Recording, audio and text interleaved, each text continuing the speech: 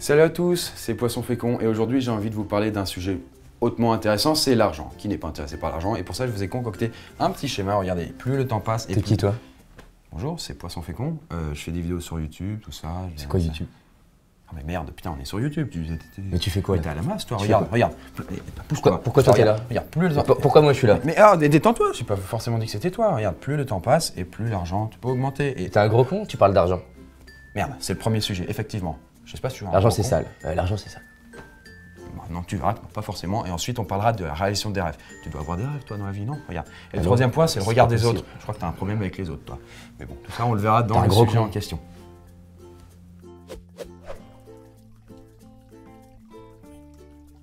Alors vous venez de voir une petite scénette avec Poisson Fécond qui est Chris, youtubeur. Et donc il est avec moi, je vais pouvoir lui poser quelques questions sur les 3 thèmes que vous avez vus, un peu plus sérieusement, et ça va nous permettre de voir qu'est-ce qui fait qu'il est en train de réaliser ses rêves. Salut Chris. Salut David, comment va? Très bien. En pleine forme, je suis content qu'on puisse parler de ces thèmes-là. Pour les personnes qui ne savent pas du tout ce que c'est un youtubeur, qui ne te connaissent pas, tu te décrirais comment? Alors je me décrirais de manière un peu plus calme qu'avec l'autre personnage un peu agressif. Je fais des vidéos instructives et avec de l'humour qui dure à peu près 5-10 minutes sur des tas de sujets différents. Il y en avait une par exemple sur l'amour au début de l'année, il y en avait eu sur les dinosaures, Harry Potter, les Sims, enfin il y a vraiment sur tous les sujets différents et toujours avec un peu d'humour pour mieux faire avaler tout ça comme de la crème quoi. C'est toujours plus facile à faire passer quoi. Qu'est-ce qui te passionne dans le fait de faire des vidéos sous ce format-là? Moi c'est le fait d'enseigner aux gens, c'est vraiment quelque chose qui me tripe beaucoup. Pouvoir me sentir quelque part un peu utile, me dire ah, ils ont vu une vidéo mais ils sont en ressortis avec quelque chose quand même dans leur tête quoi. C'est pas juste de l'humour pour se détendre, il y a un aspect un peu instructif quoi. Ok, en fait l'humour c'est juste un des meilleurs moyens que tu as trouvé pour que justement l'essence du gâteau il passe, tu mets beaucoup de crème autour et ça c'est fluide. Beaucoup de crème, un petit peu de coulis à la chantilly, enfin bon, tu mets ce que tu veux dessus mais ouais voilà c'est un peu l'idée. Donc on pourrait dire que finalement c'est le futur de l'éducation, de la pédagogie. Moi ça me fascine l'école. Est-ce que tu penses que dans 10 ans l'école c'est avec des formats comme ça? Non, pas du tout. Je pense que dans 10 ans l'école n'aura strictement pas changé et je suis sérieux et ça m'attriste beaucoup de le dire. Alors l'école, plutôt pour être plus spécifique, l'école comme tu l'imaginerais plutôt? Ah, si je l'imaginais l'école, vraiment il y aurait un coup de Karcher mais ce serait terrible, mais parce qu'il y a tellement de trucs qui vont pas, mais pratiquement tout est à refaire, mais moi je voulais être professeur à la base, finalement je le suis pas et c'est pour ça que j'ai été youtubeur, enfin dans ce style-là où j'apprends des choses parce que je voulais vraiment être prof, enseigner aux élèves, leur faire passer de la passion, alors que maintenant je me souviens de tous les profs que j'avais eus, j'en ai eu peut-être une centaine, mais il y en avait que quelques-uns qui étaient vraiment passionnés par le métier et passionnants parce que bon, c'est pas évident en même temps, je peux pas leur en reprocher, mais c'est un peu affligeant, mais bon. Il y a de l'espoir, je pense.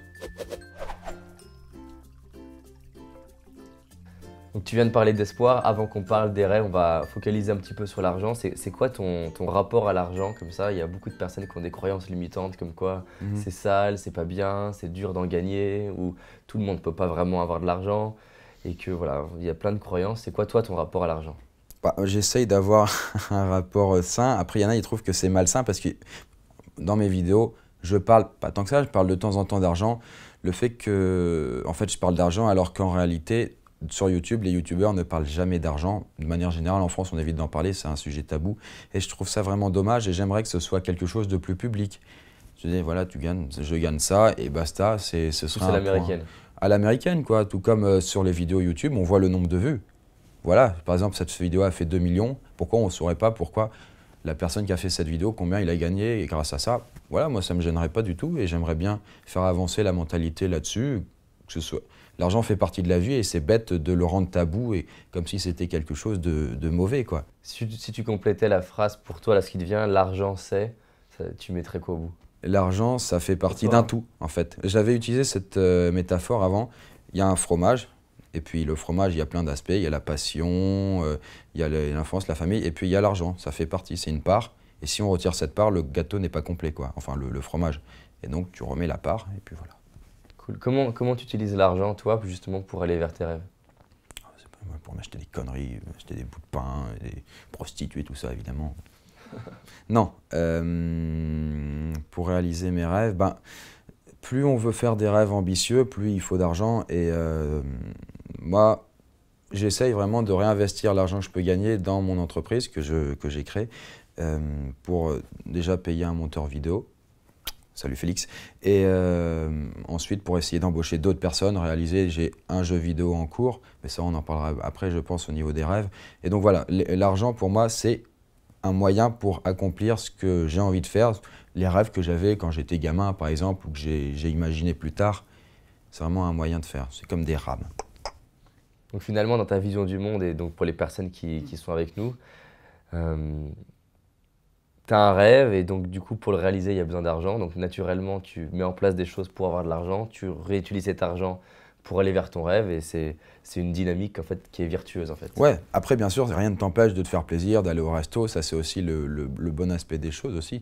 L'argent ça permet d'accéder à pas mal de trucs, mais vraiment moi dans l'idée principale, l'argent ça permet, c'est un moyen pour accomplir ses rêves et il faut trouver comment obtenir cet argent voilà, à travers ces vidéos ou quoi que ce soit, quoi. Et tu dirais quoi à un jeune là, qui a allez, entre 15 et plus, pour pas donner de, de limite à la jeunesse? Tu dirais quoi justement à quelqu'un qui se dit « moi je voudrais de l'argent mais je sais pas quoi faire, c'est pas possible, je peux pas y arriver ». Bah, faut pas dire je veux de l'argent, il faut dire je veux quelque chose, et c'est un rêve, ça n'a rien à voir avec l'argent, ce rêve. Par exemple, j'aimerais être acteur ou j'aimerais bien faire une pièce de théâtre, tout ça. Et pour faire ça, il faut obtenir, généralement, il faut de l'argent.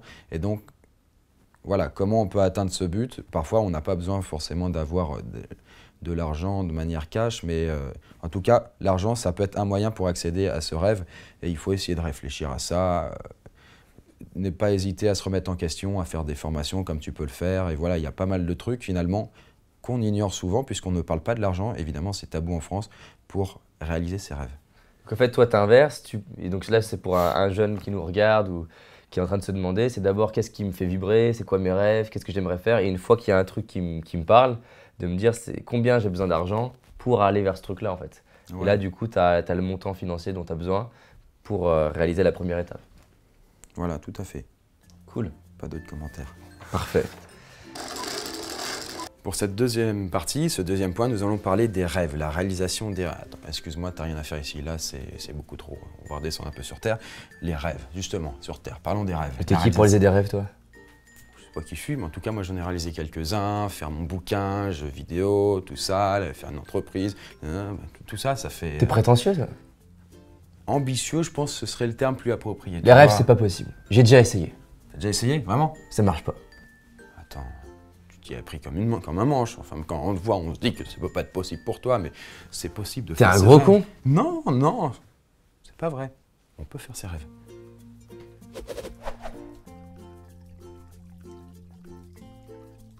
Alors justement, Chris, donc, vu que là, d'abord tu passes par les rêves et tu as l'argent dont tu as besoin pour y aller, c'est quoi toi tes rêves? Alors moi, mes rêves, je les appelle comme des rêves pour les gens puisque c'est facile à mémoriser, mais en réalité, c'est des projets. Et en disant projet, ça les rend beaucoup plus concrets et on sait qu'ils seront faits. Donc au niveau des projets, de mes rêves, j'ai un bouquin que j'avais mis en stand-by puisque je veux faire aussi un jeu vidéo, j'ai aussi à prendre soin de ma chaîne YouTube. Et puis voilà, j'ai vraiment pas mal de trucs, j'ai une entreprise à faire tourner.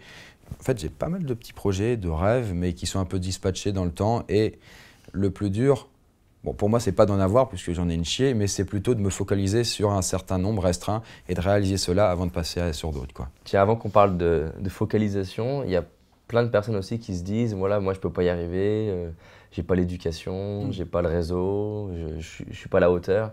T'aimerais dire quoi comme ça à un jeune qui a des rêves? Il les a sur le papier, il a fait la première étape, mais au fond de lui, il se dit moi j'ai pas la confiance, j'y arriverai jamais, je suis pas comme Chris, quoi.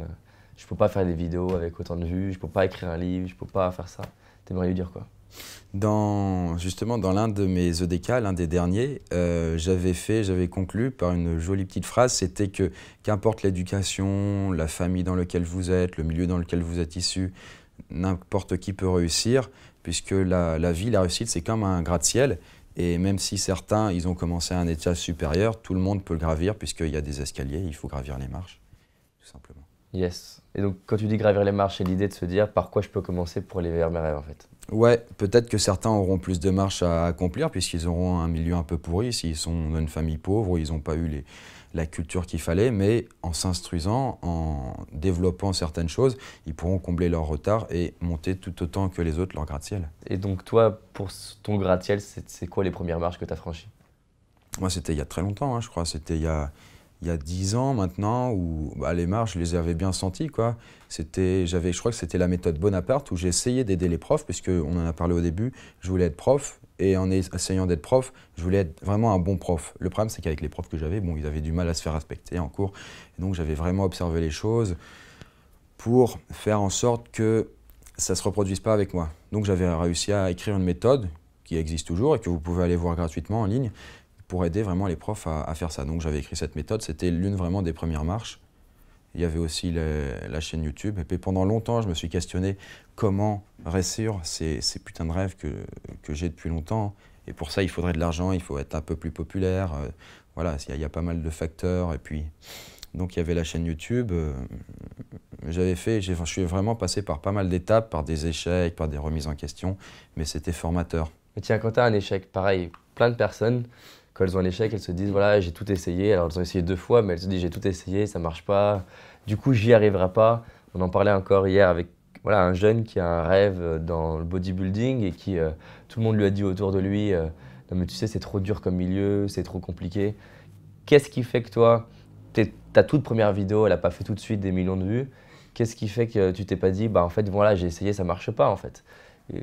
La première vidéo, j'ai dû le supprimer au bout de quelques semaines puisqu'elle était navrante, mais la deuxième aussi. Ensuite, j'avais commencé à sortir des vraies vidéos qui étaient sur ma chaîne YouTube, mais c'est vrai qu'au début, c'était pas du tout évident et il y avait des échecs. Alors, tu as un échec, tu fais putain, tu te sens tellement mal, donc pendant quelques semaines ou quelques mois, tu es là, tu boudes, tu penses à autre chose, et puis un jour, tu te sors les doigts du cul, quoi. Ils ont rien à faire là, de toute façon, et puis tu te dis, il faut vraiment changer, et donc tu te poses, tu prends une feuille de papier ou qu'importe, et puis tu essayes de réfléchir. Prends le temps de réfléchir, ça va pas forcément venir tout seul, tu réfléchis à ce qu'il faut faire, et tu gardes toujours espoir au fond de toi, une sorte d'étincelle, faut pas qu'elle s'éteigne. Et vraiment, en tout cas, avec moi, ça avait fonctionné, puisque tu finis par trouver un moyen. Ce moyen, ce sera un nouveau moyen, peut-être qu'il ne marchera pas, mais qu'importe, puisque imagine-toi sur une route et tu avances. Tu vas te chavirer, peut-être tu tombes, mais tu te relèves, tu continues à marcher, donc tu avances. Et tôt ou tard, tu sais qu'il y a le terminus. Tu ne sais pas quand tu vas l'atteindre, tu es comme dans le brouillard, mais au moment où tu vas l'atteindre, tu sais que tu l'auras atteint, quoi. Donc en fait, ce que tu dis là, pareil pour les personnes qui nous regardent, c'est qu'à la limite, peu importe que mon idée, ça soit une bonne idée ou pas, j'ai fait quelque chose, ça a eu des résultats ou pas de résultats, peu importe, ou peu de résultats.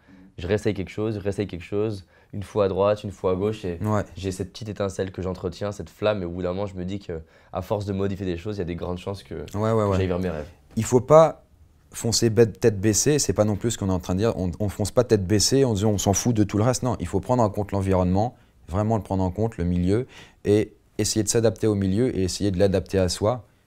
Donc, par exemple, pour reprendre l'image du chemin, s'il y a des arbres, tu ne vas pas foncer sur l'arbre, putain, c'est lui qui m'esquive et tu te le prends en pleine tête. Non, s'il y a un arbre, tu te baisses, tu l'esquives, tu passes à autre chose. Donc, vraiment prendre en compte tout autour de toi pour bien avancer, quoi. Et à mesure que tu comprends un peu mieux l'environnement, tu marches de plus en plus vite pour tes objectifs, quoi. Pour revenir sur tout ce que tu disais que tu avais plein d'idées, plein de rêves, et la question c'était de choisir.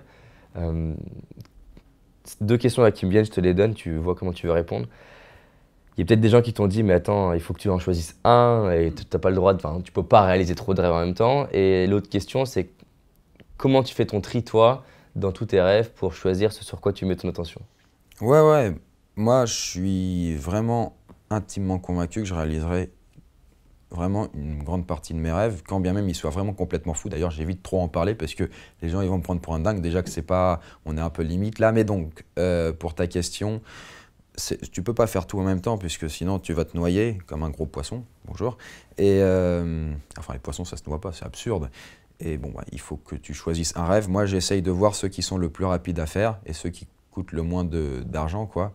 Donc la chaîne YouTube, ça va, c'est assez light, donc je peux le faire en parallèle d'autres choses. Et donc j'ai choisi le jeu vidéo. Donc tu fais quoi? Tu développes un jeu vidéo? Je voudrais développer un jeu vidéo. Là, j'en ai fait un petit jeu vidéo.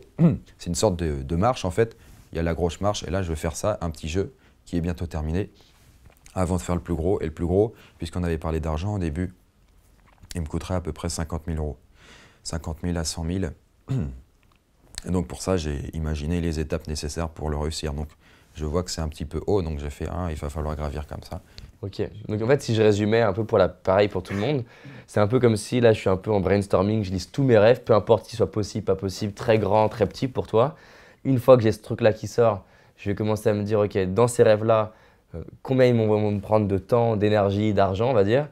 Je les positionne dans le temps et en hauteur. Je prends ce sur quoi je peux commencer, ça me donne un projet en premier et à partir de ce projet-là, quelle est la petite action que je peux faire tous les jours pour franchir des marches, atteindre le premier projet, ça ouvrira une autre porte pour le deuxième plus grand projet et ainsi de suite jusqu'à en fait l'ensemble de tes rêves. Si on résumait ta stratégie, ce serait ça. C'est ça, ouais. Bon après, moi c'est vrai que j'ai beaucoup de trucs, mais après avoir un rêve c'est déjà très bien et après quand il est accompli on peut en avoir encore un autre, ça marche aussi quoi. Mais sinon ce que tu as dit c'est vrai. Il y a une petite question là qui me vient par rapport aux personnes. Il y a des personnes qui me disent je ne trouve pas mes rêves. Comment tu les trouves toi?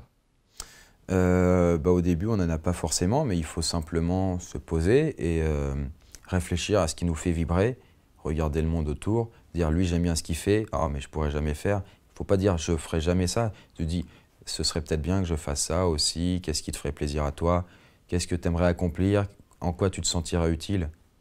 Super. Donc toi en fait tu ouvres et peu importe pour l'instant si je sais ou pas le faire, tu ouvres l'idée que c'est possible. Je me dis j'aimerais faire ça, donc je fais en sorte, je réfléchis à tous les moyens possibles pour que ce soit possible. Yes. Mais ça tombe bien, on va parler un peu du regard des autres, parce que des fois ce qui bloque c'est ce que les autres pensent de toi. En tout cas beaucoup de personnes vivent ça, les critiques, et en tant que youtubeur, tu t'es exposé, je voudrais qu'on en parle.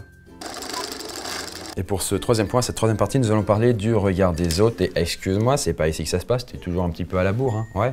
T'as pas honte? Honte de quoi? On va parler de tout ça. C'est quoi les autres? Mais les autres, c'est le regard des autres, c'est comment tu es traité, les critiques, tout ça, tu vois, c'est important quand tu veux réussir quelque chose. Tu veux pas être normal, comme tout le monde? Je suis normal, je suis comme tout le monde, tu sais. Non, tu veux réaliser des rêves. C'est un petit peu différent. Oui, non, c'est ici. T'es à la bourre, C'est le regard des autres. T'es prétentieux. Non, c'est pas ici que ça se passe. T'es un gros con.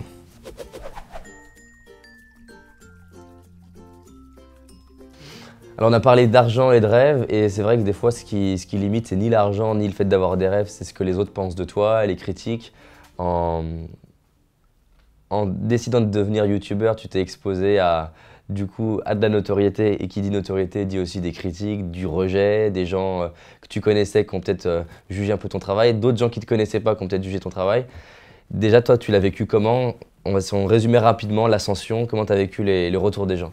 C'est pas vraiment le travail qui juge, c'est surtout c'est la personne, c'est un peu plus difficile quand ils jugent la personne, où ils disent par exemple, je crois que tu as connu ça aussi, bon, va te pendre, c'est pas le travail qui juge, c'est juste toi, va te pendre. Faut pas le prendre personnellement et il faut se dire, quelque part, même si ça fera toujours mal, et même moi, ça me pince le cœur quand je lis une critique négative, même si je peux comprendre voilà, que la personne est slash, mais dans tous les cas, si tu veux grandir, si tu veux gagner en popularité, automatiquement, tu augmentes le nombre de personnes qui te connaissent et forcément, tu as une personnalité et ta personnalité, elle ne pourra jamais plaire à tout le monde. Quand bien même tu sois Gandhi ou Jésus, il y a toujours une part de personnes qui ne vont pas aimer ça parce qu'ils sont différents, trop différents, et en étant trop différents, ils sont dans une sorte de cercle différent et ils sentent un écart et ça fait qu'ils vont se sentir mal et peut-être qu'en t'insultant, ils se sentiront un peu mieux. Donc voilà, ouais. Donc ce que tu dis, en fait, je trouve ça cool, c'est même d'ailleurs ça peut parler au lycée, à l'école, au travail, c'est de se dire au lieu de vouloir être aimé par tout le monde, je vais faire ce que j'ai envie de faire, je vais réaliser mes rêves, générer l'argent que j'ai envie de générer, et plus je vais faire du bon travail et être connu, il y aura une partie des gens de plus en plus grande qui va m'aimer, et il y aura aussi une partie de plus en plus grande qui va ne pas aimer mon travail ou quoi que ce soit. Et le dernier truc que tu dis, c'est que ils vont peut-être te critiquer toi, mais en fait, au fond, ça leur renvoie des choses à eux, en fait. Oui, et donc, juste toi, t'avances. Exactement, c'est comme un miroir, en fait, et ils se voient eux-mêmes, une part d'eux-mêmes qu'ils n'apprécient pas ou qu'ils ont du mal à assumer, un peu comme l'homosexualité. Attends, on parle d'homosexualité, là, c'est fou, mais c'est vrai qu'il y a des théories là-dessus qui disent que les gens qui n'aiment pas les homosexuels, c'est que quelque part, ils n'assument pas leur propre part d'homosexualité. Donc pour rebondir sur notre propre sujet, voilà, ouais, c'est un peu l'idée, ouais. Et donc, qu'importe ce que vous fassiez, quoi que ce soit, que vous êtes comme ça, dans tous les cas, personne ne pourra aimer ce que vous faites. Tout le monde, enfin, il y aura toujours des personnes qui n'apprécieront pas. Yes, Donc autant faire en sorte de faire le mieux pour soi, exactement. et tant pis. Hein. Quitte à être détesté, autant le faire en faisant ce que t'aimes et en t'amuser, quoi. Ouais. Tiens, j'imagine, Chris, il y a des personnes qui t'ont envoyé des belles critiques bien salées. Ça peut aider des personnes qui nous regardent. T'as eu quoi comme genre de critiques et comment tu les as transformées? Ouais, bon, les critiques, on en a tous, et j'avais même fait une vidéo où j'avais un peu compilé des commentaires haineux, c'était un peu sympa à lire, et je pense que ça fait plaisir. Les gens qui t'aiment bien, quelque part, ils aiment bien voir les commentaires négatifs que tu as pu recevoir, et c'est un peu divertissant, et ils se disent « Ah ouais, mais bon, moi je pense pas ça, tout ça », donc quelque part, ça peut renforcer leur amour qu'ils ont pour toi, quoi. Donc tu supprimes pas les commentaires haineux. Absolument pas, moi vraiment je suis pour que tout le monde s'exprime, tant que voilà, ça dépasse pas non plus des limites où ils vont critiquer ta mère, il faut brûler en enfer, tout ça, mais non, mais non, ça va quoi. Moi j'apprécie les commentaires constructifs et négatifs, et j'adore discuter avec les gens qui sont pas d'accord avec moi, c'est avec eux qu'on peut discuter le plus. Et non, mais les commentaires négatifs, ça fait partie des règles du jeu, il faut se dire ça quoi. Okay, Ça fait jamais plaisir quand on les lit, mais bon, voilà. en fait, ce que j'entends là dans ce que tu me dis, et ça pareil, ça peut parler à tout le monde, c'est que tu mets plus ton attention sur le fait que ça va t'aider à grandir et à avancer, évoluer, plus que ça fait mal ou quoi que ce soit. C'est tu te dis, ok, il y a un truc à prendre de ce truc-là, et je vais le prendre, je vais grandir avec, et pareil, on avance. Ouais, et parfois, le commentaire négatif, soit c'est un truc cash, t'es nul, t'es pourri, bon bah tu peux pas vraiment réagir à ça, tu dis bon bah, voilà, tant pis, excuse-moi, voilà, excuse-moi de vivre. Mais après quand c'est un peu plus constructif, où il dit ouais mais j'aime pas ta façon de parler, là tu parles trop vite, là ta blague j'ai pas aimé. C'est un commentaire négatif, mais c'est juste son avis. Et parfois quand il fait cet avis, il peut donner l'impression qu'il a raison, lui il est convaincu que tu devrais faire ça, mais toi tu dis bah non parce que c'est toujours comme ça que j'ai fait et ça a toujours marché avec les autres, donc j'ai pas forcément de raison de changer. Peut-être ça te ferait plaisir à toi, mais je perdrais beaucoup de mon public en faisant ça. Donc tu dis merci pour ton commentaire, mais voilà, ça peut pas aller plus loin. Parfait. Tiens, pour conclure, Chris, imagine qu'on ait une machine à remonter le temps. Je fais ça des fois dans mes séminaires. Tu puisses rentrer dedans et qu'on puisse partir 5 ans en arrière ou même 10 ans en arrière et que tu ailles voir Chris dans un moment de doute où il se disait je vais peut-être pas y arriver, peut-être quelques secondes comme ça, et qu'il était là derrière la caméra, tu lui parles, t'aimerais lui dire quoi? Bah pas grand-chose, hein. C'était sur la bonne voie. Non mais je veux dire, quelque part j'avais déjà ce chemin tracé et je voyais une lumière à la fin, une sorte de phare, et je continuais à avancer. Là, j'étais un peu dans la tempête, mais je lui dis, bah continue. Tu lui dirais Continue. Là, tu as continue, les en fait. vagues, bon, bah il y a un peu de mousse, tout ça, mais continue, puisqu'à un moment, ce sera plus calme, et puis ce sera beaucoup plus. Mais il fallait continuer. Si j'aurais abandonné, ça aurait été foutu, quoi. Et j'ai beaucoup abandonné dans ma vie d'autres projets, et en les abandonnant, je ne savais pas si ça allait marcher, et c'était un grand tort, c'était d'avoir abandonné, quoi. Il y a une phrase qui va te plaire, je pense, c'est le seul moyen d'échouer, c'est d'abandonner avant d'avoir réussi. C'est une phrase que je me suis répétée en boucle toutes les fois où je me disais ça marche pas, j'y arriverai pas. Voilà, je te la donne, tu pourras l'utiliser aussi. Merci. Et ouais, j'en ai une autre qui est un peu comme la tienne, c'est que le seul véritable échec, c'est quand on se relève plus, quoi. Exactement. Et du coup, la deuxième question, imagine que j'ai fait le même exercice, mais avec le Chris du futur, que j'ai vu là en 10 ans, et là, en fait, il apparaît. Il vient dans... Salut Chris. Putain, c'est quoi cette barbe? C'est ça, il vient du futur. Lui, qu'est-ce qu'il te dirait? Bah, je pense qu'il dirait la même chose que j'ai dit à mon Chris du passé, c'est-à-dire bah, c'est bien, continue, voilà, tu es sur la bonne voie, tu vas faire des échecs sans doute, mais tu es sur la bonne voie mon gars. Merci Parfait. Chris. Ok, donc si Chris, tu résumais là ce qu'il vient, ou si tu avais un message à donner à la personne qui nous regarde, tu aimerais lui dire quoi? Bah, j'aimerais dire tout simplement que si vous avez des rêves, vous pouvez les réussir. Ça ne veut pas dire que demain vous les réussirez, ça ne veut pas dire dans 1 an non plus, peut-être pas dans 5 ans, mais vous avez un rêve, vous avez un phare au bout de la ligne, vous êtes dans un bateau, vous allez traverser une petite tempête, sans doute plusieurs. Vous verrez certains moments, vous verrez peut-être plus trop ce phare, mais continuez à avancer et tôt ou tard, vous finirez par l'atteindre, je pense. Oui. Cool. Retenez une petite chose de cette vidéo et utilisez-la. Et voilà, merci Chris en tout cas. Merci David. Et bien voilà, cette petite interview est terminée, j'espère que ça vous a plu. Pour récapituler, l'argent peut permettre de réaliser vos rêves, mais en contrepartie, il faut se foutre du regard des autres. Qu'est-ce que tu fais là toi encore? Viens ici, viens ici. Mais tu racontes des conneries encore. Non, c'est pas des conneries. Toi aussi tu peux réaliser tes rêves, J'ai toujours été comme ça. mais tu peux changer.